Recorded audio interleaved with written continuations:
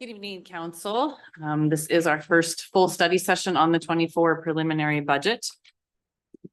The digital electronic copy was emailed to you, and as stated in there had been a fix that we needed the software company to make, which we did.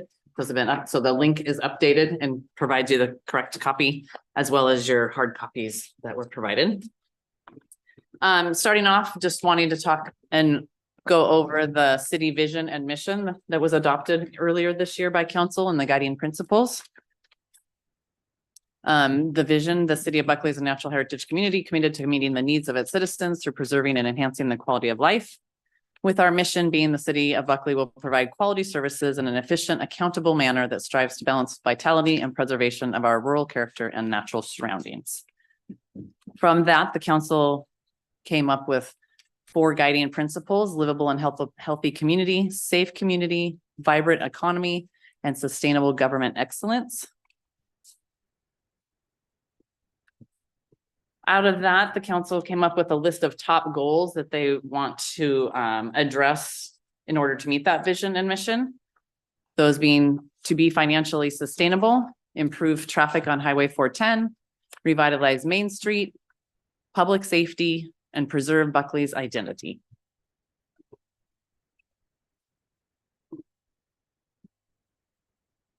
(2024) budget topics that were covered tonight. We'll talk about some 24 key projects. We'll go through a general fund overview of revenue, some fund balance discussion, and expenditures and personnel. And we'll take a look at the other funds as well, special revenue, capital, and utilities, and then discuss what are the next steps. So looking into 2024, as the council all heard through the department presentations, both at committee and at the full council, there was a full list of 23 accomplishments that the departments have done this year, as well as a long list of projects that everyone would like to address and tackle next year. Some of the key ones being researching and purchasing and implementing new software for both permitting, financial operations, and recreation registration and rental software. All of those are in need of updates and more efficient systems. Implementing a community newsletter, streamlining our special event registration process, publishing online dashboards and performance measurements in multiple areas of operations, adopt the PROS plan and apply for grants for Miller Park. Looking to move to a biennial budget process. So that would be doing 25 and 26 during 24 next year. Continue work on the comprehensive plan update, review and update the city personnel policies and procedures, make progress on general and utility capital projects. As you'll see, we've not planned a lot of new capital projects for next year. We're trying to work on continuing and finishing the ones that we have been started for the last year or two. Addressing and revisiting the City Hall addition and modernization project, an EMS levy lid lift ballot measure to bring the EMS levy back up to the full 50 cents. So that would bring an additional revenue for the fire and EMS, and complete the regional Lahar exercise that's scheduled for March 21st in 2024. So we'll take a dive and look into the general fund revenue for next year. So sources of revenue in the general fund include taxes, permits and licenses, intergovernmental payments, so things that we receive from other government agencies, charges for goods and services, fines and penalties, and miscellaneous, most of which is rents, donations, and interest income and settlements. So here's an overview of the total general fund revenue for both 23, how we are looking compared to budget, as well as then preliminary budget.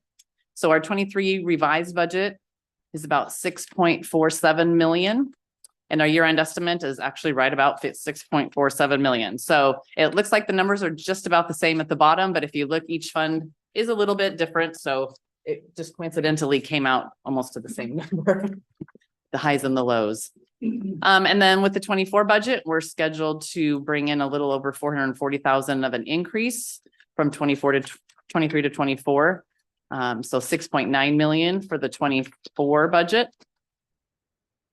One of the biggest areas of increase is the transfers, and we'll cover that a little bit later.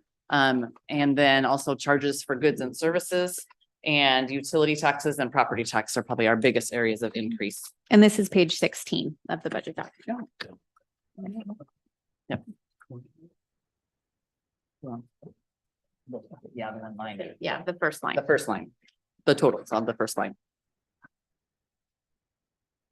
So for taxes that we impose, the city of Buckley imposes in the general fund, property tax, sales tax, we both have the regular and then a park sales tax.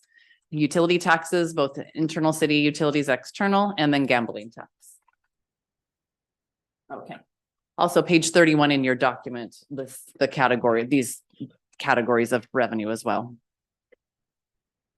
So for taxes, these property tax, sales tax, and utility taxes are our three largest revenue sources to the general fund. Of the tax category, property tax makes up 31%. And then sales tax being the first at almost 39%, property tax at 31%, and then combined utility taxes almost up to that 30% too. With property tax only being able to grow the 1%, there's a good chance utility tax will overtake our property tax within another year as being the second largest source. Property tax, I won't go into this too much. We went through a lot of this at the revenue hearing. And so property tax, the rate is determined by what we request as our levy, and the assessor determines as the valuation. So for 2024, the levy amount with the 1% plus the new construction is at $1,325,896. Sales tax, general government revenue, so it supports the general fund operations. Our current rate in Buckley is 8.1%, and it's taxed on most items that you would buy in Buckley and things that are purchased and delivered to your house. Sales tax is point of destination. So if you buy stuff online and it's delivered to your home in Buckley, then Buckley gets the sales tax for that. So shop away. Things that aren't taxed, obviously, groceries, prescription drugs, and home sales. It is our largest revenue source. So we're budgeting 1.642 million for 2024. The regular levy at 1,570,000 and the parks levy or parks sales tax, not levy, sorry, regular sales tax at 1,570,000 and park sales tax at 72. Not a large increase at all for the regular from 2023. It really flattened out as far as our year-end estimate. We're just barely going to make budget, if at all, for this year for the estimate. So a lot of that kind of is contributed to the decrease in development as well. So construction sales tax is down. Question. Yes. Isn't it true? Well, you said that there's not a tax the city grabs on a home sale, but there's an excise tax the state takes. I don't believe it's a sales tax though. It's real estate excise tax. RTE. Right. REET, yeah, REIT is on every home sale, which then goes to our capital funds. It has to be used for capital purposes only. But the city does get that. We do get real estate excise tax, yes. But is that also shared with the state? The state, there is a portion that the state gets to, I believe, yes. In the county. And the county. More so the county than the state. What's the balance on that? Just I'm not, ours is 2.25%. So basically ours is 0.5%. But I'm not sure exactly what the full county portion is, but I can find out. And we will receive that through the intergovernmental transfer. Yes, Pierce County, we get it from Pierce County. Mhm. It's on like a 2-month lag. So when we get it, say in October or November, it's from house sales from 2 months ago. So. But that's not in the 001 fund. That's in 307. 307 and 308. Yes, it's in our capital funds. It is restricted for capital use. County portion of REIT. Okay. You want to break it down for state and county. no, I'm just curious when the presentation was that there's no tax Right. for home sales, but No I know sales that there's a tax. Yes. Yeah, no sales tax, right. But there is the real estate excise tax, correct. Utility taxes is imposed as a percent on your bill. Obviously, we have all seen those. It's our third largest source, and we're projecting about 1.27 million for next year, 815,500 from the external utilities, which would be electricity, natural gas, telephone, cable, and solid waste. And then 453,000 from our city utilities of water, sewer and storm. Water, sewer and storm are all at 10% internally. And then all the external taxes are at 6%. And most of those, that is the max, legal max. I believe it's telephone can go up higher, or cable, but you'd have to do it by a vote of the public. So those amount are topped at 6%. Licenses and permits. So mostly those are considered regulatory in nature. Our building permits are projected at 300,000. This is down from our 23. We have seen some slowing, and so we want to be conservative and not overestimate that. We do have animal license, 850,000, and then our other licenses for 12,000 is mostly special events and CPLs, which is the concealed pistol license that our police department processes. We get quite a few of those. Business licenses apply to businesses conducting business in the city limits, whether they're located here or not. So if a brick and mortar or a home-based business or anything that's located in the city would have to have a business license, as well as any contractor, professional service, anyone coming in to do business within the city limits would also be required to have a business license. As part of the toolkit, we talked with council earlier that would be a proposed increase of $10 on those licenses. And so 62,450 projected for 24. Intergovernmental, we have quite a few grants right now budgeted in the general fund, with a few more that we're hoping and waiting on. FEMA, we did receive the SAFER grant for the fire recruitment and retention volunteer coordinator position earlier. So we're in the beginning of that 4-year, I believe 4-year, 3 or 4. I think it's 4. 4-year, we get 75,000 a year. It doesn't quite cover the full position. We had asked for the amount to cover the full position, but we were granted the 75,000 like we had been in the previous cycle. So we will take that. So 75,000 towards that position. Department of Health. Right now we have budgeted 54,450 for youth violence prevention and 7,000 for marijuana prevention. But just within this last couple of days, we've gotten some news from the county that they're putting a hold on those allocations and distributions, and there may be a rework of the process for the youth violence prevention grant. Right. Yeah. Nothing we did. The county had some internal. The county council has the ability to reject a recommendation or accept all recommendations. There was an issue with one allocation of all of the ones that were funded, and so they rejected all, and now are going back to the drawing board. So we hope to hear more in first quarter of next year. So fingers crossed that we get that same allocation at least back, or more. Somehow I don't think it'll be more. We also have a Pierce County Expanded Learning Opportunity Grant that's 15,250 for the youth center. We usually have several DUI emphasis patrols from the Traffic Safety Commission, so about 3,500 for that. We have another 2nd year allocation from Department of Commerce for the comp plan update at 62,500. And our Department of HUD grant for CDBG for Senior Center right now is planned at 22,450. And then Pierce County, additional 47,000 we just received awarded recently for Senior Center. We also get some state shared revenue. Those are all on a per capita basis. The marijuana excise tax at 81,000, which we've talked about before, less than what originally had been planned and what we used to get. And then liquor tax at just over 40,000, and liquor board profits just shy of 42,000. Quick question on the liquor tax. Is that from those businesses that sell bottles? Mm-hmm. And then the liquor board profits would be from any establishment that has a liquor license that. It's all the liquor tax and liquor board profits are kind of all from, it's the taxes and everything that they pay to the state for selling the liquor. And then they call it 2 different things. So the tax is mostly related directly to that liquor tax. And then the board profits is from like their license fees and some other things like that. So it all goes to the liquor and cannabis board. and then they divvy it out. So it's per capita. But it's all per capita. This is Yep. all per capita. Yep, it's all distributed per capita. So our per capita amounts that they used for this for 24s was 5,555. As our population. It's pure coincidence that both those numbers are almost the same, marijuana and liquor.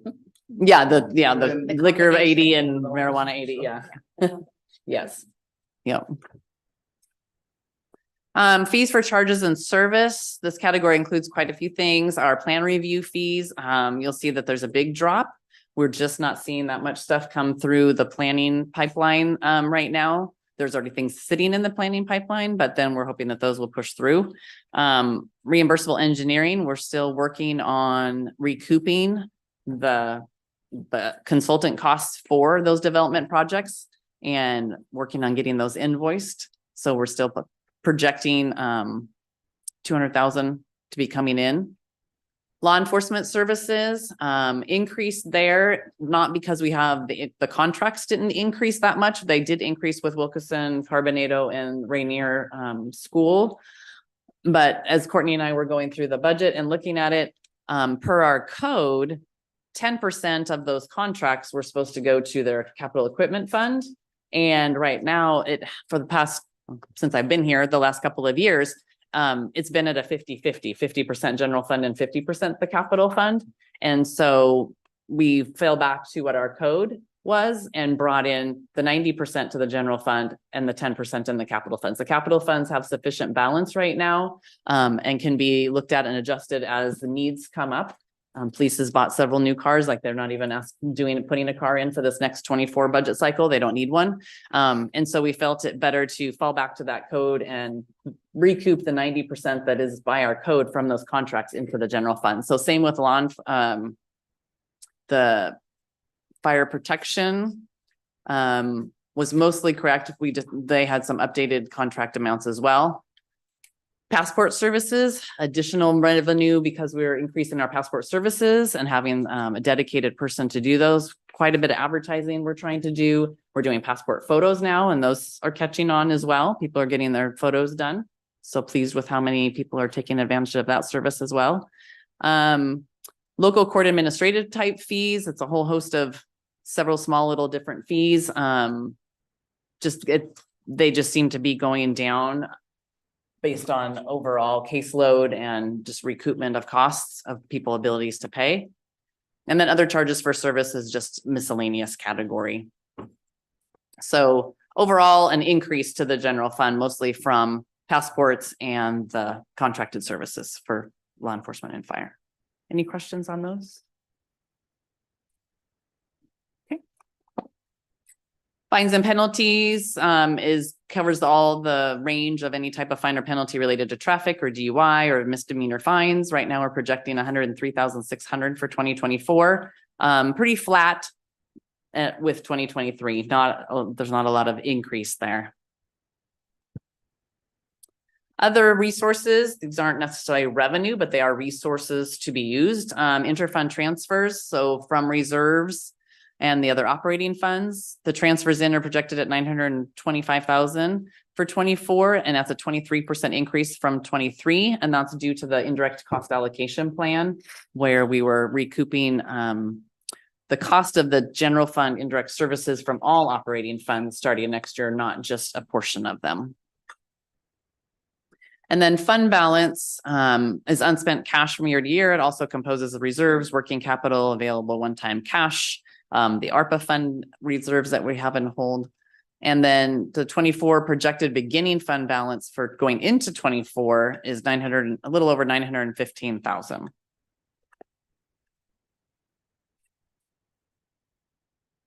So a little bit more on fund balance analysis. I just wanted to go through this because when Courtney and I looked at balancing general fund, we noticed by the end of 24, our fund balance was significantly down, and wanting to look at exactly why. Obviously, we knew we were using some fund balance through the 23 budget. That was how we were using one-time funds to balance and get through 23. We know we were using some one-time funds to balance and get through 24, but it seemed even lower than hopefully we were hoping for. So I went back and looked at what happened. So when we're at this point in the year, the beginning fund balance for the next year is based on estimates for revenue and based on estimates for the expenditures. So when we looked, we have to go back to 2022. And when we looked at the year-end estimates for 22, beginning fund balance, the revenues, the expenditures, we estimated to have an ending fund balance at the end of 22 coming into this year of 1.9 million. When the year was said and done and everything settled out, we actually ended the year last year with only 1.4 million. So just shy of 500,000 down, moving into this year, which then translates into that being a deficit, you could say, a decrease in our ending fund balance by the time we get through the end of this year. That 400 and some thousand still carries through to be down moving into next year. And then obviously using one-time funds in 24 again to balance brought us down to just under 500,000 right now, sitting at ending fund balance, which is pretty low and not where we would want to stay. We definitely need to increase that. Most of that ending fund balance, a large chunk of that is our remaining ARPA money, a portion of it. And so we don't want to, we can't just exist on only having that as our fund balance. So we'll be having to look at that. The reason why we were down so much by the end of 22 was just decreases in the revenues compared to estimates. Our expenditures came in just a little bit under budget, so that does help. But utility taxes came in about 14,000 less. Permits came in, building permits came in about 13,000 under projections. Grants were about 15,000, and some of that was timing. Reimbursable planning about 23,000 down. That was, it's a guess. We bill the developers, timing of when they're going to pay, we don't know. And so some of those we had probably billed towards the end of the year too, and they just hadn't paid. And then the allocation of the ARPA dollars. So the ARPA money has always been sitting in the general fund. And when we do the projects, if they're outside of the general fund, then we have to shift the funding from the general fund to the other funds. So 316,000 was shifted for the completion of planned projects at the end of 22. Big portion of that was due to utility assistance and the water, sewer, and storm funds. We had planned on using some money for the AMR meter replacement. Some of that was going to go for that. The patient loading system in the EMS fund, we had used some towards the senior housing consultant for them to work towards getting their grant. There was the 50,000 towards buying the police car. And some then had been originally budgeted for some of the design towards the city hall remodel. So all of those projects then had already been in place and were finished out. And then the ARPA funds were moved to those funds to cover those expenditures. So some of that was not accounted for, I think, originally in the estimates for the revenue. And so that was why we ended up with a decrease in the revenue and the decrease in the fund balance. So we wanted to make sure we kind of looked at that in great detail and kind of had a discussion with council about that, as far as we know that we've been using one-time funds in previous years and then currently more intentionally. But obviously we don't have the funds to continue to use one time. And so as the discussions we've been having with council about structural gap in those and looking at additional revenue sources or ways to save on the expenditure side, this will come into play as well from a fund balance standpoint. Any questions on that?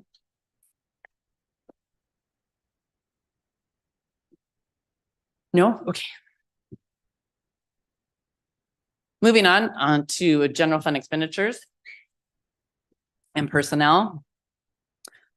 Our general fund operations cover most of the basic services and things that people see on a daily basis: our police and fire, our court, the contract for jail and animal control, all of our parks maintenance, youth and senior center and recreation activities, planning and building services, facilities maintenance, and then all the internal support services in the general fund that help the city run internally and externally.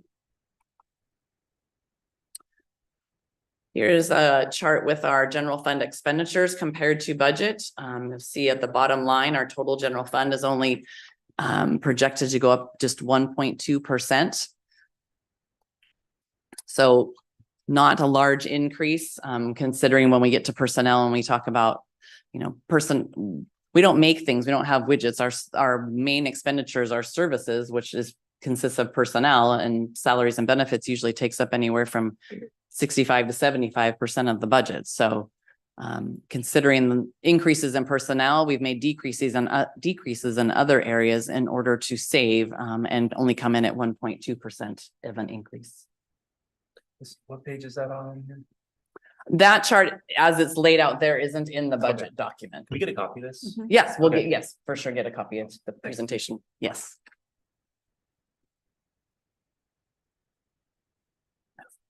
So just a pie chart to demonstrate, public safety does make up 45% of the general fund budget. Finance and admin areas, 14% next. Planning and building at 10 of the largest, and community services a little over 5. So personnel, what's built into the budget, public works and admin staff that are represented in the local 302 union are currently in negotiations. We've had discussions with council in closed session about that. So those are currently in negotiations. Police union personnel are receiving a 4% COLA, and that's based on their closed bargaining contract. Unrepresented personnel, so mostly we'd say the directors and managers and a few other exempt staff are receiving a 1% COLA. Hourly personnel, we did a 3.4% COLA, and that ties to the increase that's in minimum wage. Most of the hourly personnel are paid hourly, so we tied that to what the minimum wage increase was. And all continued levels of service for all departments. There was no service level decreases included in the budget. Personnel changes, we discussed with council, including 1 additional firefighter and EMT. At this point, we were only able to, we put the allocation at 85% to the general fund and 15 to the EMS fund. We will be looking and putting an EMS levy lid lift on the ballot next year if and when that passes. Then that allocation would shift. As we know, majority of their services are more EMS related than fire related. And so more of that allocation would then go to the EMS fund and flip flop and save in the general fund. Yes. Don't finish. Sorry. That's okay. Exempt range, we had a few exempt staff changes. Our Parks and Recreation Director increased from R6 to an R9. That's where most of all the other directors are sitting at. A few other ones moved to R9 last year. And so that makes it consistent with the other department directors, as well as the addition of kind of the overall communication duties. Aaron has a lot of the external facing a lot of services with all of the youth center, senior center, community recreation, and parks maintenance. And so looking at putting kind of consolidating some of that communication duties into her job, so there was an increase in there. And then there was the restructuring in the planning and building department. So the director position is reduced to a city planner. So that went from R9 down to R7. Chris Banks is the acting or the interim planning director to provide leadership to that department. And so a portion of his time is considered for that department, but otherwise we then have a city planner and the senior planner is where that department is, and the Permentech. And so, I didn't put on there that the building, we're not hiring for the building official and the planning assistant. That's what I like. And the planning and building director, now city planner, is Halftime, yes. Yes. My question is, with the increase with the Parks and Recreation Director, was that something that council discussed? Because I know when we discussed making Chief Scogan's increase, we had discussed like making it comparable, right? We had discussed making his comparable with Chief Alfano. Was this something that just the mayor decided to increase? I'm just It wondering was where that was. discussed during closed session. That was the day you had to leave. I had to leave. And I was- Okay. I wasn't here either. Okay. So it was, okay. Mhm. So it was discussed during closed session and the council decided yes? Is that what I'm hearing? Okay, all right, thank you.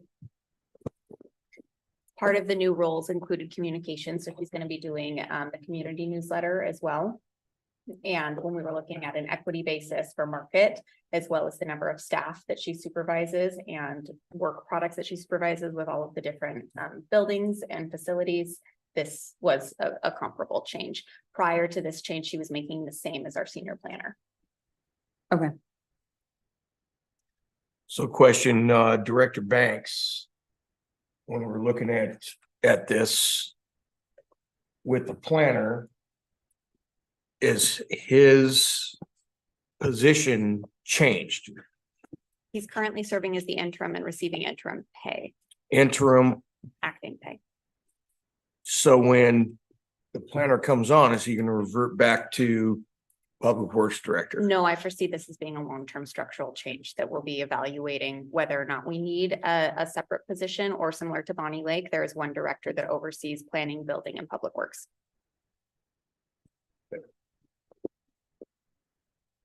Chris receives a pay bump for that responsibility.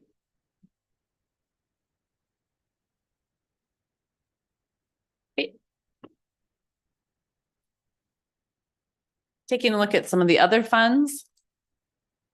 Our special revenue and capital funds, we have 3 related to streets, our EMS fund, criminal justice, fire facility maintenance, the visitor promotion and capital improvement funds. So we'll touch on a few of those.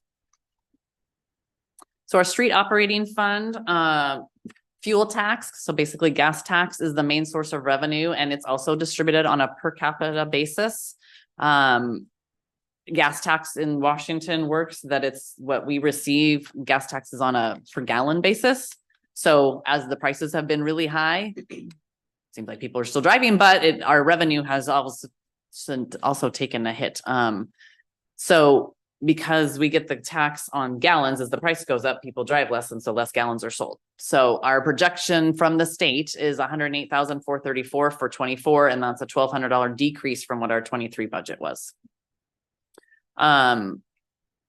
In previous years, we have come to find out, as part of doing the ICAP and looking at the budget, the street fund didn't reimburse the general fund for indirect costs through the old model. And that was the general fund's mean of subsidy to the street fund. Many cities, the general fund does subsidize the street fund because gas tax can't keep up with the cost of street operations. And so when we did the ICAP, the new indirect cost allocation plan, street fund received an allocation. And so we planned that in. We felt it was a more accurate cost of service to be able to put that in there. But that also mean an increased cost to the street fund, whereas the general fund had been subsidizing by basically not having the street fund pay in the past. But it was more clean and accurate to pay for that. And the main purpose, obviously, of the street fund is the maintenance and general repair of the streets, but it also includes street lighting. And our street lighting expenses, I did some research on that side. We know they've been going up. So I looked back to like 2019, they've gone up 72% since 2019. So our actual expenses in 19 was just under 50,000. We paid about $4,200 a month. And right now we're estimating close to 90,000 for this year. That does include a $4,000 invoice from 23 that was paid. So still about 86,000 actual expenses for this year. That's about $7,000 a month. So they've gone up quite a bit. And that's related to that when new development comes on and puts streetlights in, once the development is done and the houses are sold and it's all finalized, we take on the responsibility of the cost of the streetlights. And then obviously rates have just gone up too. Electric rates have gone up quite a bit recently. So that is obviously, you know, when your fuel tax is the main, gas tax is the main revenue source in that fund and it's decreasing, we can't sustain that kind of level of increase on the streetlights alone, all of the other costs that are in there. Hence, the more electric cars you buy, the more taxes you will pay. Unfortunately. Because they don't pay any gas tax. Yeah. Mhm. So due to the reduced revenue and the increased costs, our projected ending fund balance with the existing revenue that was in place would have been $85,000 in the hole. We would have not been able to sustain the current level of service. So I'm going to skip 102 for a second and jump to 103, because in 103, we already had a transfer going from the TBD fund to the street operating fund that that district was created back in 2012 as a separate legal entity district. It was assumed by the city in 16, and council put into place the $20 license fee back in 2013. So we've been collecting that for about 10 years. It's been flattening, even though we've had growth in the city. Our revenues have flattened out a lot. We've only increased a couple of $1,000s each year, and even had some decreases over the last couple of years, gone down. So one of the things that we included and wanted to bring to council's attention and get your feedback on was you can increase the license fees another $20, but if people aren't paying their $20 now, they probably won't pay the $40. And it's only then it's only being directed to the citizens. And obviously the citizens drive on the road, but also people from out of the city drive on the roads. The other option that you can do besides a license fee is a 0.1% sales tax increase that is allowed by your council action. And then that spreads the cost to maintain the roads to everyone who drives on it, both the citizens and those visiting and coming through our town. So that sales tax increase of the 0.1% would be in addition to the $20 license fee that would remain. And the addition of that sales tax increase would bring in about $150,000 of additional revenue, which then would be transferred over to the street operating department to help maintain that level of service there. This is a good time to ask if there's any questions Yes. or comments. I do have a comment. The $20 licensing fee, and director said if they're even paying it now, based on the crazy laws passed in Olympia, there are people that are not getting their tabs. And why would they? Because we get the public safety report quarterly from our chief that highlights how many times they don't stop. And they're not going to stop. And why would they? And a person like me with my background, I still pay for my tabs because I can't do that kind of thing. But the 0.1%, we have people who live here. I remember when it was 7.9. People who live in Buckley, now it's 8.1, also go to Enumclaw. They also go to Bonnie Lake. They also go to Puyallup. And they're not going to notice a difference in another 0.1%. That's, I mean, because they're paying more when they go down 410 or 512 or whatever. I mean, it is what it is. And even so, we will still have the lowest sales tax in the region. My 2 cents. And this is what I had asked. I had brought this up before, asking if we could increase our sales tax. And this is one of the only ones from a councilmanic standpoint Okay. that we can do. Okay, Everything else is voted. because we're still way below, that was my point last time when I brought that up, because we're still way below everybody else, even by raising it 0.1.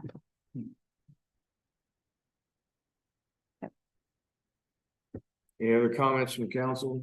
Questions?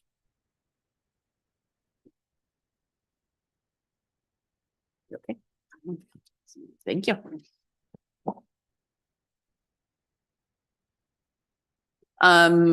So yeah, this funding is critical to help maintain our transportation network.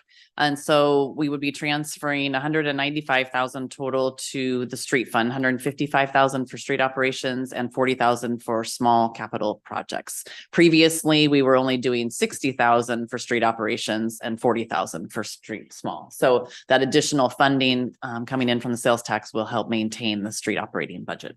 This would be if we increase the 0.1. Yes, if we increase the 0.1. If we don't increase the 0.1, then we'll have to make some choices about this level of street operations because we don't have sufficient revenue to maintain where we're at. And this has been going for quite some time, the street, as we get a whole bunch of streetlights that we probably, I would say quadrupled the streetlights in Buckley in the last 4 years, probably 25% a year, roughly. We had Main Street and that was it for the most part. And I mean, the streetlights themselves, but we're basically talking potholes and bulbs. That's really what we're, the bulk of all this. Right. So, and there's no LED technology is better. We don't replace the bulbs as often, but anyway. Yes, all true. So Fund 102 is the arterial street improvement fund. So it's where we do most of our street capital projects. Street impact fees and grants are our main sources there. So with street impact fees, we're projecting about 300,000 for 24. No increase since from 23. We're gonna receive a little over 300,000 this year, but due to the slowdown in development, we're kind of being conservative and sticking at that 300,000 for next year. And then we get grants mostly from the Transportation Improvement Board. So we've had grants for Hinkleman and River and different projects, and that's where all of those are budgeted and paid for. EMS fund has property tax. So it works very similar to our regular property tax in the general fund. The max rate for the EMS levy is 50 cents. So with our current levy amount this for next year at 334,821, we'll be just shy of 30 cents. We'll be at 0.298 cents. And so putting the EMS levy lid lift on the ballot for next year is where we would hope to then bring that rate up the first year of the levy lid lift to the 50 cents. Which would then, I believe it was close to $250,000 additional revenue. Of course, that's all based on the current assessed value, but that would bring in about 250,000, bringing it up to the 50 cents. And then we'll be having council discussions. You can do single year or multi-year. Makes more sense to do multi-year. If you do a single year, you're basically raising it for 1 year, but then you're going back down to what your rate was before. And somewhat defeats the purpose for what we're trying to do. So we'll probably be doing a multi-year lift. And then in a multi-year lift, you set it what we would set it at the 50 cent rate for the first year. And then in your ballot, you say what amount of increase you would want for the multiple years following. And that's where you're able to go above the 1% cap. Does anybody know, did we initially start at 50 cents and it's been slowly stepping down? Okay. And yeah, and then before they did a permanent lift on the EMS levy, usually most EMS levies are every 6 years. So that's why you see them from all the, the districts around and stuff. They re-up every 6 years. They did do a permanent, which means they don't necessarily have to go out every 6 years. But it also means that we're, in the same spot as far as our rate decreases with the increase in the assessed valuation. So even though we have a permanent, we don't have to go out every 6 years. The only way to raise it back up is to do a levy lid lift again. And that would remain as permanent as well. We wouldn't have to start over with the new 6-year Right. cycle. It will That stay was as initially permanent. to build the fire station, if I remember right. Okay. And then. Yeah. So are we not paying for the 4th full-time firefighter out of the EMS levy? We're not. 15%. 15% Current. for 24. Because of EMS versus, again, I'm not a General striker. Yes. General fund is yes. So, right. And because the levy lid lift would be in 24, we don't collect those new taxes until 25. So we wouldn't even if it passes, we don't receive the new revenue until the following tax year. But in 25. But in 25, then We would Flip it. balance. we that would out. flip it and move the more of the firefighter of that new position over to the EMS fund. As well as the other positions, Yes. which are currently 25, 75, 60-40, 60, 40. 60 general fund, 40 EMS. Well, I don't know how many people look at Pulse Point. I look at Pulse Point several times a day and I'm looking at It's these EMS, yeah. Mhm. responses and the things that come up, and we're growing and it needs to happen. I mean, I'm sorry. I mean, money doesn't grow on trees. Is what it is.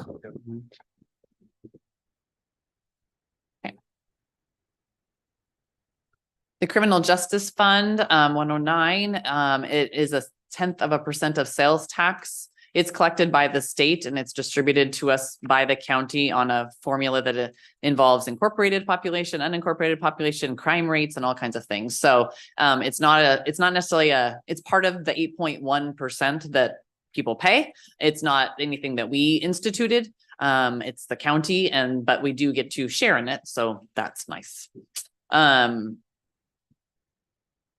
And I think, I was gonna say, where's the amount? It's at the bottom. 127,650 is what we're projecting for 2024. And that's based on their projections to us. And then we also share in some state revenue. They call it criminal justice special populations and special programs. Those are distributed on formulas with per capita, and that's a little over $9,000 for next year. And so this fund helps support the police department budget. And this one's a little bit more related to just it helps support the police budget. And so a lot of times we just transfer from 109 into, either the general fund or the capital fund, depending on what they're wanting to use it to buy.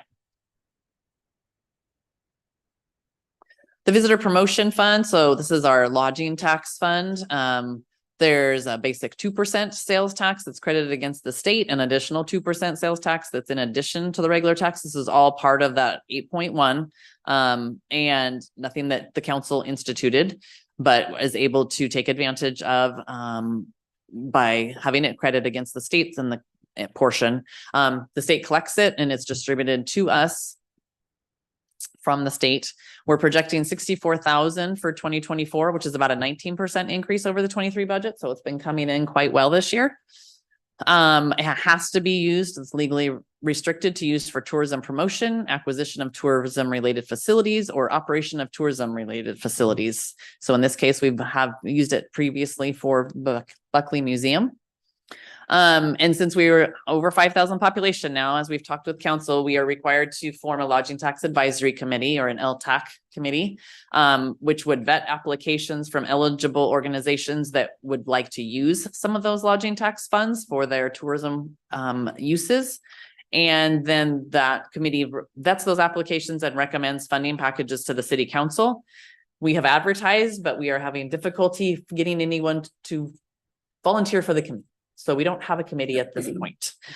So normally, right, previous to, now or through this process, they would have already received the applications and be providing the council funding recommendation that would be incorporated in the budget. But we don't have that as we have no committee yet. So we will continue and make some directed efforts next year to try and find people that are on the eligible collecting side and the use side to be on that committee so that we can follow that process. So stay tuned.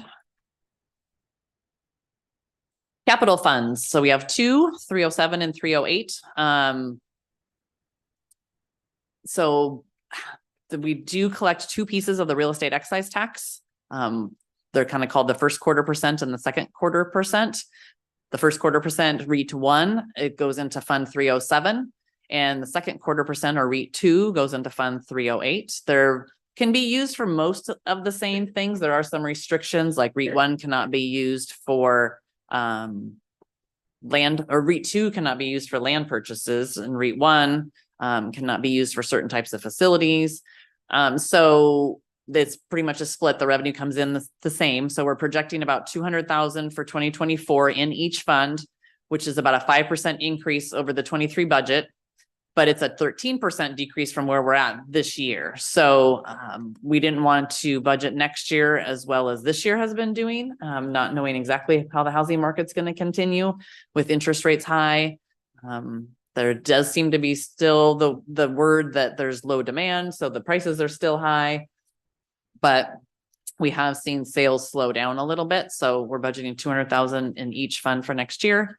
In 307, it's mostly going to go for general city capital improvements, finishing off the Foothills Trail parking and trailhead, and then the Champ project, the City Hall addition and remodel. Miller Park is funded in 307 this year with some carryover into 24 for the design and initial infrastructure, but we did not plan more revenue towards that project as we are going out for grants to try and receive full funding for construction, and didn't want to be in conflict with any supplanting problems where if you budget for it, then you can't necessarily go get a grant for it because they say you've already budgeted for it. You don't need our grant money. So we wanted to make sure we were fully able to secure those grant funds.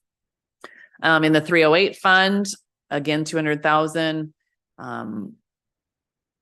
We'll be finishing off the completion of the Bedloe Street extension, which is related to the Miller Park and needs to be done prior to the rest of the park design and construction happening. And then also a small portion of funding for City Hall. But we're not planning really any other new projects, just trying to complete ones that have been started. Sandy, did we ever find out if all of the money in 307 for REIT is truly from excise tax or not? I think I looked at that. It's mostly excise tax and interest income that we make off of that. But I Okay. don't believe that there was really any other sources coming into that. Okay.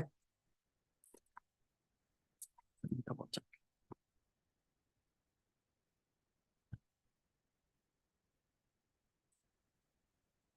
We have a whole host of utility funds, our natural gas and solid waste operating funds. Those are still open as we still continue to receive delinquent bills, usually through house sales and escrow.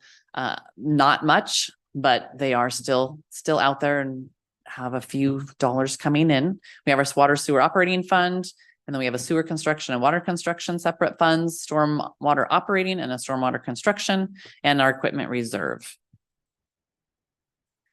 For next year, as far as a revenue standpoint for the fees and charges in water, we're planned in a 5% rate increase that's consistent with the comp plan that calls for that rate increase.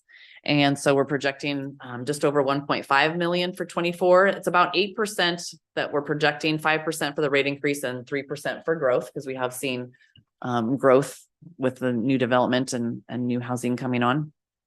Sewer, no rate increases planned into the budget, 2.5 million projected for 24, and that's for about 3% increase, which is due to growth. Stormwater, also no rate increase planned, 702,000 projected, about a 2% increase in growth there.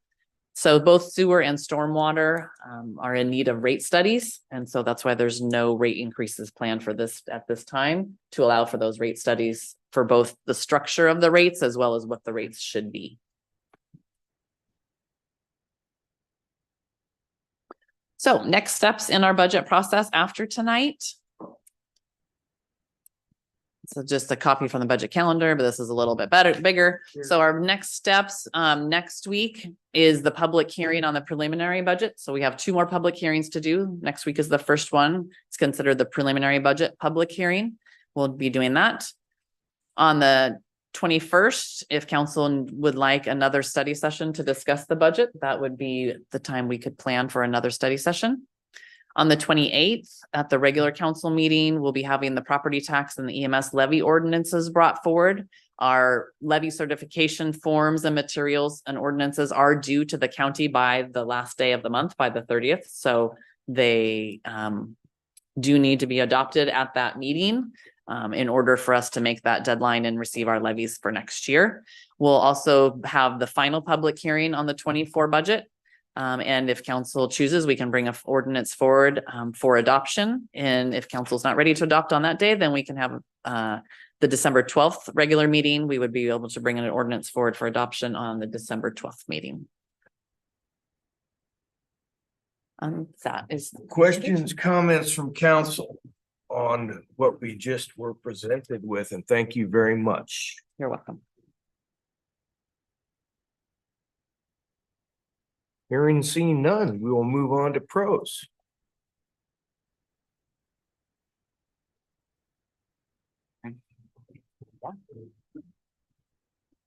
Thank you, Sandy. I had a bunch to read here, but if you're leaving.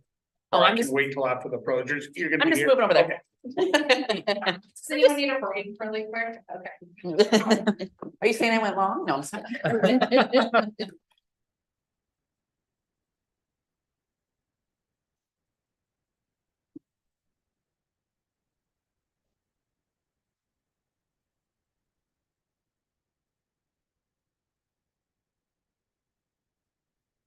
Just waiting for Jessica to get it up there. You're good. Hey, it's now. All right.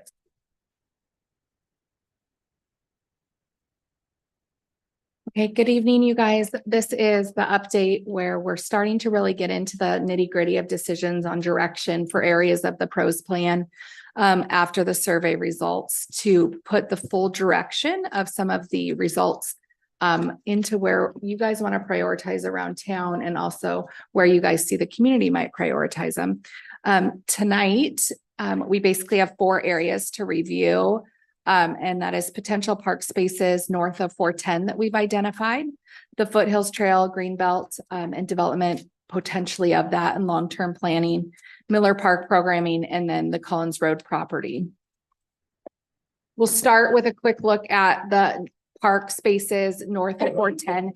If you recall from our earlier discussions, we have a park deficit on that side of our community for those community members where it's really not walkable access to park spaces. We've identified 3 potential locations. This is again, just for future planning. This is no action items being taken to go after any of these. If things are in our plan, we can move forward on them if they come up. Otherwise, we can't. So that is why these are identified. So the first is a partnership possibly with the school district. We've seen this done in other jurisdictions where you do a mutual agreement with some of the grant funding to update playgrounds and then help with maintenance when school's not in session, such as getting the garbage and doing some mowing in the summer, so that can be a community park and then shut down during school hours for school facilities. It's a great way inner cities a lot of times get park access and access to playgrounds. That's our first identified spot. The other is the PSE power station parcel that is going to be decommissioned. That could be a parcel that we could go after for accusation. And then we have some city-owned land kind of along the Flume River over there. Not easy to access, but it is a chunk that is already city there. So this isn't taking into looking at any privately owned property right now. We didn't want to put that on the list for owners. So that is where we're at there. Is there any questions about those parcels? The first one, Wickersham, right? It'd be an interlocal agreement with, yeah. And we haven't talked about that with the school district. I have been starting to research some other municipalities in King and Pierce that do that. And there are some examples that we can look at if that was a direction down the road we wanted to go. Again, none of this is like quick action things. This is just long range planning. We shouldn't be acting on them if we're not planning for it. Quick question, Yeah. where is the PSE decommit, the power stations can be decommissioned? Right by Blue Rooster. Right where the nursery used to be. Okay, yes. Yeah. Tiny, it's a Got it. little bitty. It's a tiny Yes. little parcel, but we Yes. would have an opportunity for something there. quarter- Pocket quarter- park, Cool. top lot, next to a coffee We place. can do cartwheels right here. Yeah. Cartwheels right there. Kind of like the park it used to be at A and. Correct. Yep. Yeah. Yeah, Yeah. yeah. There are a few other plots open over there, but again, we didn't want to identify private property as something we were interested in. And if you probably look back at just because it's in my brain, Mhm. that Wickersham, I know the Wickersham family had some very specific. And I'm pretty sure Parks was in there. School Yeah. Parks, yeah. That gym has a unique history too. Yeah. The next is, this is a very mock-up idea concept where we've taken a number of the things that have come up on the planning and long-range conversations with you guys and other commissions and groups and made it into kind of a what could be. Again, if we don't have it in our plan in the long term, we can't go after state and federal funds for the plan for these types of amenities. The first thing on here, and it is a discussion to be had tonight, is the splash park. We put it on this graphic, but is that a location council would consider for the community splash pad in the long run? We have that next to the Veterans Memorial. You'll see a stage marked perform, just showcasing the location of the community concerts, highlighting where the youth center, the skate park, and then moving forward to some of our city services, which are the post office and library along that same park corridor. Further down, you'll see just the open green space. And then moving in to where the log grounds are is still community open space. And then at the end, you'll see where it says fetch. That is a proposed concept to move the need for a dog park out of Miller Park. This is just an idea for you guys to ponder and bring it over to that open field that was the MRFC soccer field. It'd be very low impact in terms of development to be able to make that a dog park, and it takes it away from children's play areas, which sometimes is a concern to young families. It also puts it right on the trail where people are already walking their dogs and there's access parking. Also, low commit, if we ever had to expand the cemetery, we aren't taking out a large playground or something like that. We're moving something that could be easily put up somewhere else. The music notes that you see are the motion to bringing music or art onto the trail to make it interactive for our community in long-term development plans. And you'll also see the whole concept of bringing this green belt or corridor into action is that we want to move in this plan to identifying true open space in our code. So we would be asking council to also adopt a code with an open space plan. And these would be identified areas that we would set aside as Buckley open space. Any discussion, feedback, thoughts on the splash pad location?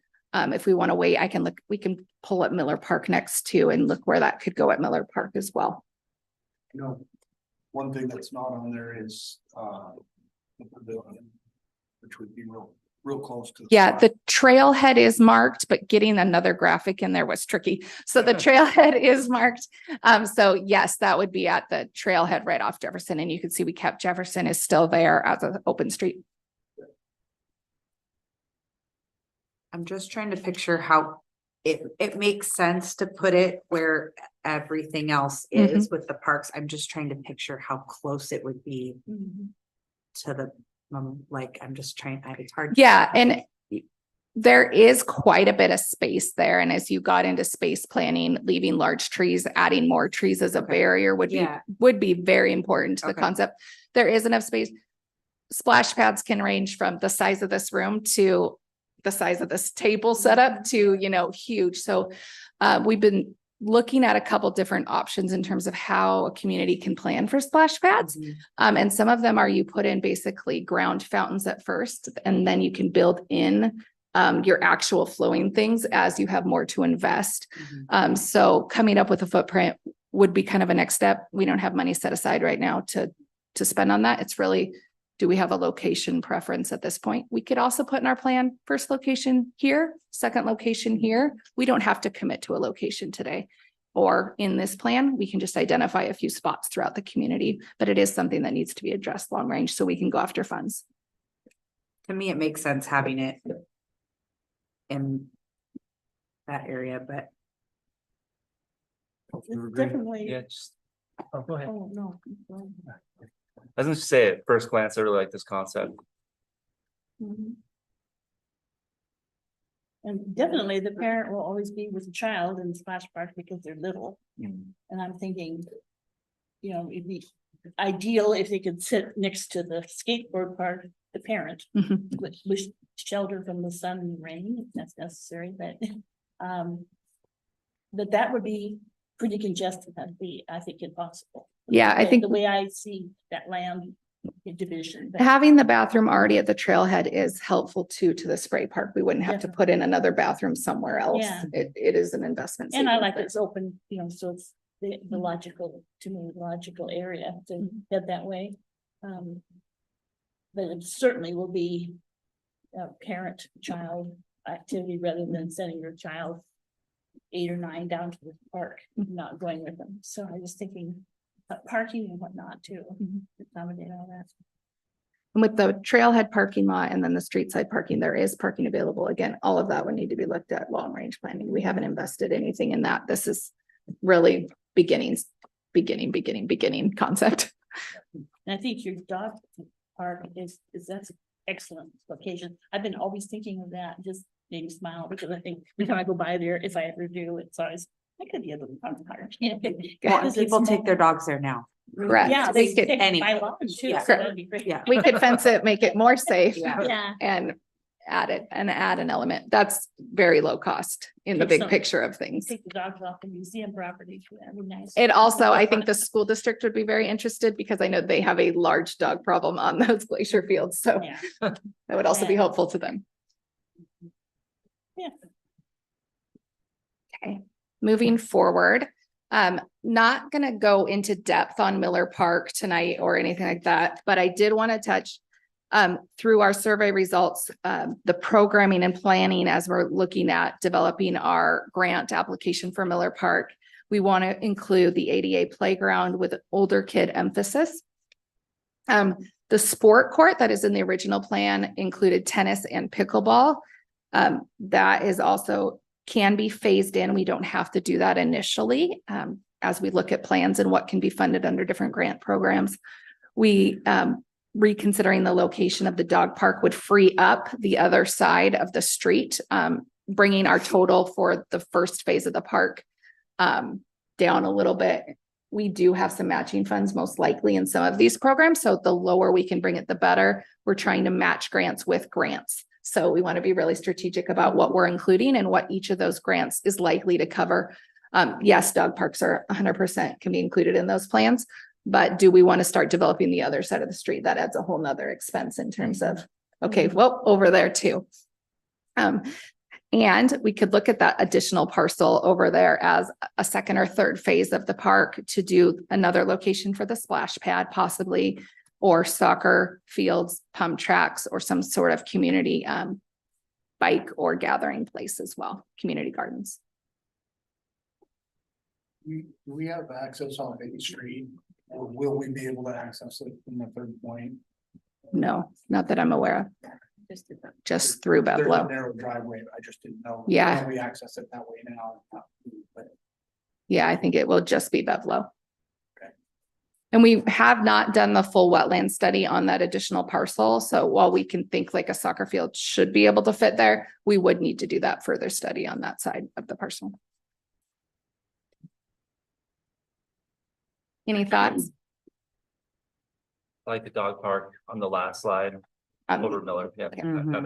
I I will say I've shared a few with just parents at the youth center, just concept, just get a feel about the dog park situation. They love the idea of it not being near a playground. Yeah. I do too.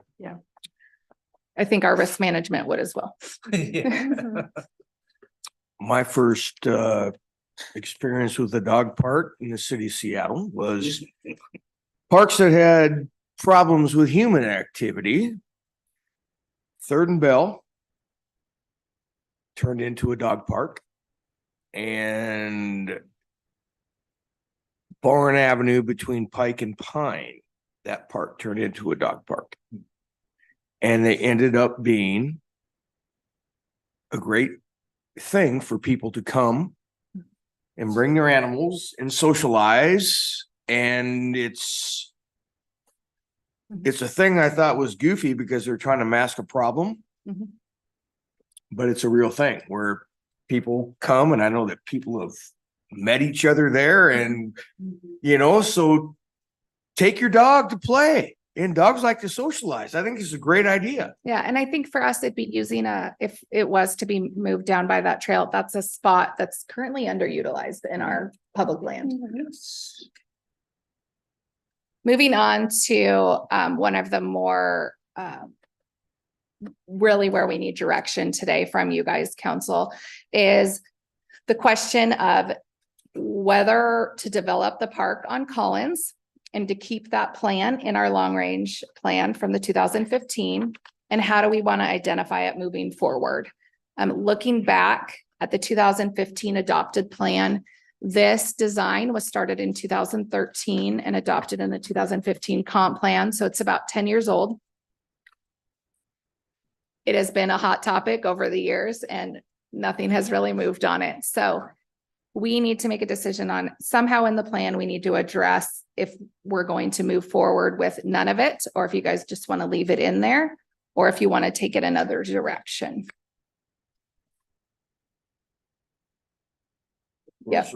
Concept wise, we do have one idea coming that we have thought with looking at our survey results and knowing the public response that we've had to any projects going on there. And that is to leave the general activity as it is, but provide a trailhead that is very minor for nature trails out onto the access of that point, which is partially city land and partially DSHS land not used by our current agreements out there. So into that forested space, nature access trails, again, not happening tomorrow, but it is something that we could put in our plan as another way for our community to access nature throughout our city and onto that point area. I remember a long time ago, we talked about that as just a picnic area, day use only and obviously, and just have it be a small maybe a series of 2 or 3 who could at that time, something like that. So that people could not be cooking hot dogs all together in one, Yeah. one spot, but, I think it'd be ideal. We keep it like that, like a nature. And this is a very rough drawing. We haven't done any or invested any dollars into looking at, what acreage and what we could do out there. It's just another option to be able to utilize some of that public land that we have out there, meeting that need and desire of our community for more chances to be in nature. And very minor, I wouldn't even visualize a concrete trailhead by any means, a sign and a gravel spot with some package. We were thinking too about at that time that schools could take maybe just a section of their class, not all of it or whatever, small groups. And go down the trail and stop and have a snack or whatever. And it Be in the woods, it'd be nice, not in a playground. And it is before the cutoff to the flume, if you're not familiar with that point. So it is the wider river portion. Wider or whiter? Wider, rougher. I used to go out there all the time when I was in like middle school, so. Yeah. Well, I'll throw in there because Milt's not here tonight. I know Milt's always dreamed of having that trail loop into a viewing area for the Yeah. dam and the hatchery and so on and so forth. And Yeah. if you look at the 2015 one, which I just said, there was a trail out into that, which obviously there's a lot more in that plan as well. So it could be saying the trail is still identified as a priority, but we would like to say the rest stay as the low impact ag land. And why this is important for us to discuss now is because as we do move forward with amendments for the zoning map and we're looking to establish some open space zones, what do we want to see this property zoned as? Because zoning changes are, we're able to make them, but they're not super easy to make. So once we commit to a zone out there, whether it be agriculture or open space, that's likely what we would see developed. So as part of this plan, and then the next step for the comp plan, we'll be looking to rezone potentially this entire area or just that little section of land for a trail as open space, or none of it would be another option for council to consider. It makes a lot more sense to me than the new little graphic versus the old plan until we get to a point where we may purchase that or get into something. Especially with us owning part of that peninsula out there where the Orange Trail goes, we own some of CSHS, but that it makes a lot more sense for ownership as it currently is anyway. I would agree with that. I agree Yep. too. Okay. And the other plan will be in the book somewhere, but it won't be officially. It'll We be can always bring it back and look 2015 at ball plan. fields in Yeah. the future. Correct. We would not address that full plan as our priorities moving forward. We would stick to the priorities outlaid with Miller Park, the splash pad, and then nature trails in general would be the top 3 priorities moving forward. I think we could even get a community project going on the trail building would be something we could do 100%. ultra cheap. And we have, the Boy Scouts are already just asked me how the survey was going, and I was telling them they got very excited about the chance to be engaged in trail activity and in town as well. You already opened up the trails already. Yeah. Okay, that is all I have for tonight. You guys, if there are any more discussion, questions, moving forward, we will hopefully be bringing back a rough draft of the first altogether plan in early December, and then getting feedback from you guys and hoping for adoption early January. Our drop dead date for adoption is mid-February in order to get it accepted with RCO in time for grant applications moving into the spring. And we are going after 2 larger grants right off the bat. So we are working on that as well.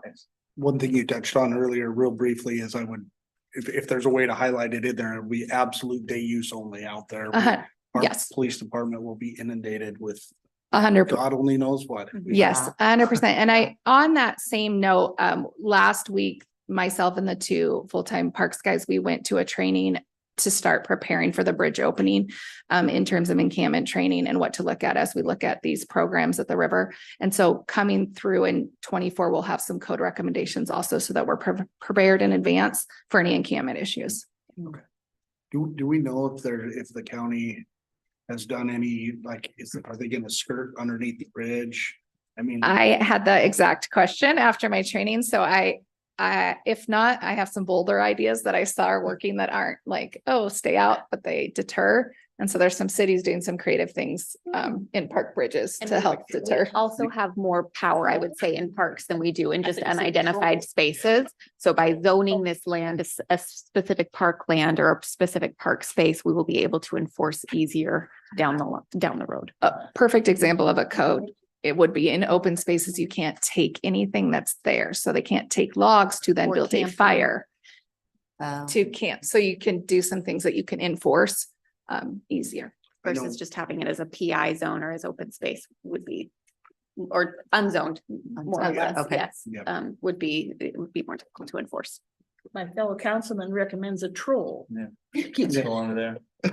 Just keep I like the that. flow. idea. Perfect. But I know if you drive through Portland, you can, the city, something Oh, yes. isn't exactly low cost, but they've strewn boulders all under all the overpasses. Uh-huh. So you can't pitch a tent there. Yeah. Total side note, but it was really interesting in the presentation is they actually had people throwing water on the pillars on I-5 when they were living under there. And it's causing so much damage to bridges that now the DOT is getting involved in helping some of these cities get around it. So we want to be prepared so that's not happening Yeah. and be ahead of it on our code enforcement. So the bridge troll, I mean, we all know. This is likely, we'd have to have a lifted pickup truck. You know, in the troll's mouth, not a V-dub bug Yeah. or a log truck.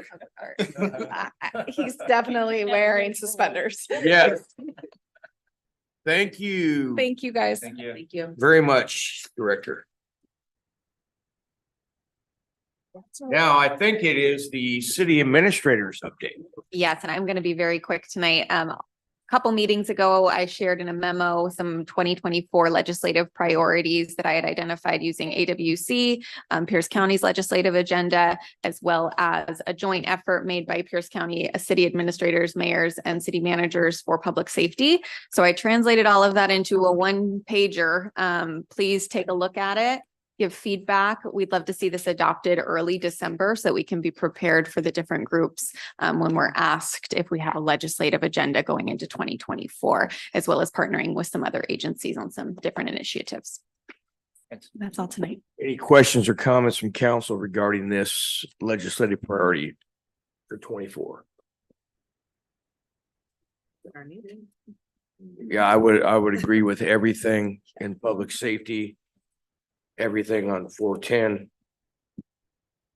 And then you'll notice the marijuana excise tax Yes. change there. That was an addition since the memo. Having gone out the budget cycle this last year. See, no questions for the city administrator. So keeping with tradition, go around the table. If any council member has anything to comment on. Yeah, Veterans Day coming up, so thank you to all the veterans. More importantly, Marine Corps birthday is coming Friday, so happy birthday, Marines. Where's Chloe's not here. She's She on- was Ah. online. Maybe Is she. she online? Oh, she's off. Okay. She's All on. right. They're doing something at the museum. Oh, it's right here. Wanted you in, Okay. oh, there it is. Sorry, I took it. Okay. I was like, wait, I put it. She wanted you and Councilmember Smith to know too, but that's Oh, Chloe's excellent. uniform. Oh, look at that. Like That's Green cool. Girl. Yeah, okay. Oh, that's, Very yeah, cool. that's a new display All right. upstairs. The only thing that I would add here, and it has nothing to do with anything we talked about tonight, is I was approached by a citizen who happens to live in a home in my neighborhood whose address is 513. The new townhomes on 410 are addressed 513, Oh. Highway 410. Amazon heaven.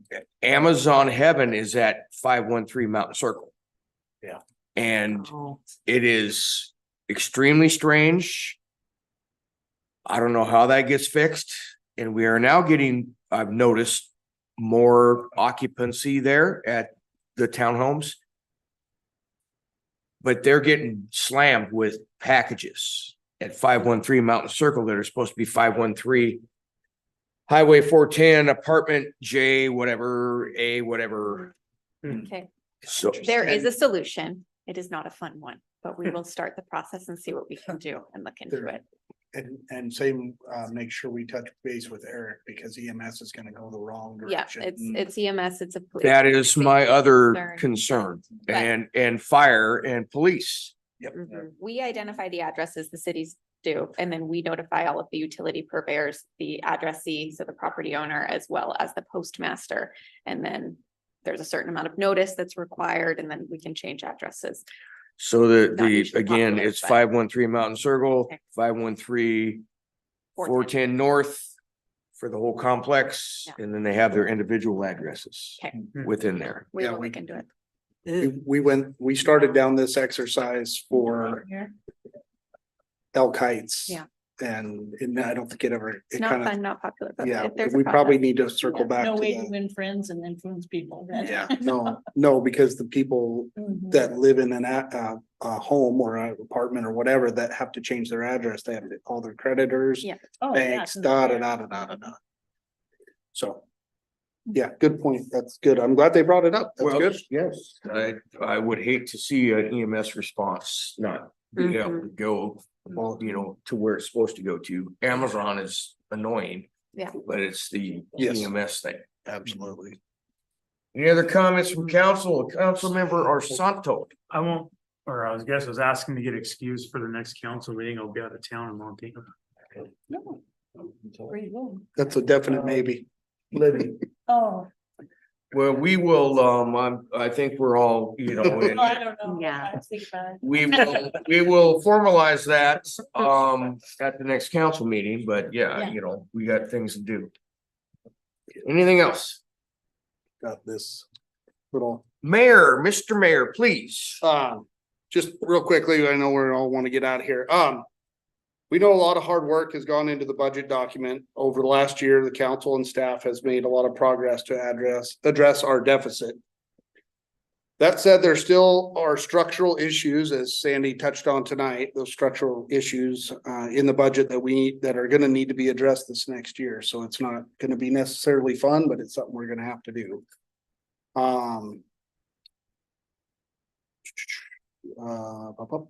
I want to acknowledge that this decision was made to buy time before having to ask taxpayers to pay more or lose services. We're at that point where we're gonna have to make those decisions, as you guys all know, so. A little bit of heavy lifting we're gonna get into right at probably the first quarter of next year.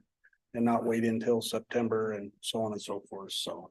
Thank you, Sandy. Thank you, all the department directors for chipping in and crunching numbers to make it look as good as we can and we'll work on it even more next year. And we're working literally so close to each other. Yep, Jammed up in right, the- yep. yeah. So thank you. Anything from council on that? Hearing and seeing none, or we have a regular, council meeting next Tuesday. Will there be a public hearing on the proposed budget and our regular agenda? But until then, this will adjourn the Buckley City Council study session for November 7th at 7:25 PM.